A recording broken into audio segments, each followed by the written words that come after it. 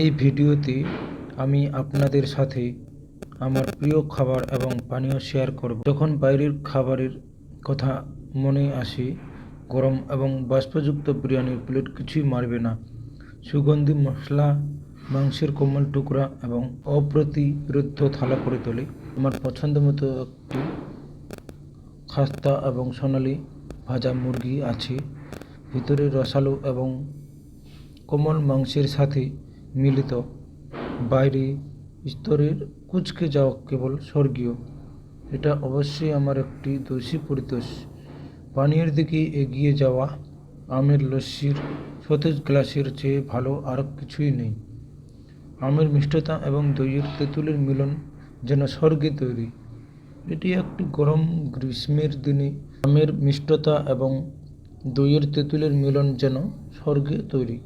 এটি একটি গরম গ্রীষ্মের দিনে নিখুঁত তৃষ্ণা নিবারক। আরেকটি পানীয় যা আমি একেবারে পছন্দ করি তা হলো একটি লম্বা গ্লাস আইসড কফি। সমৃদ্ধ সুবাস, মসৃণ টেক্সচার এবং সাহসী গন্ধ আপনার ইন্দ্রিয়কে জাগ্রত করবে। এটি একটা নিখুঁত পিক মি আপ।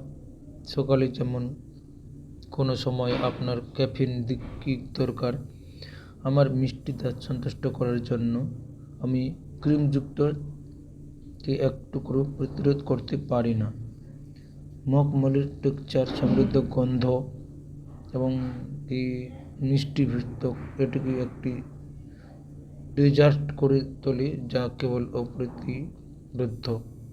এবং সেখানে আপনি এটি খাদ্য এবং পানীয়, আমি আশা করি আপনি এই ভিডিওটি উপভোগ করেছেন এবং সম্ভবত চেষ্টা করার জন্য নতুন কিছু আবিষ্কার দেখার জন্য ধন্যবাদ। এবং আরও সুস্বাদু বিষয়বস্তুর জন্য আমাদের চ্যানেলটি সাবস্ক্রাইব করতে ভুলবেন না।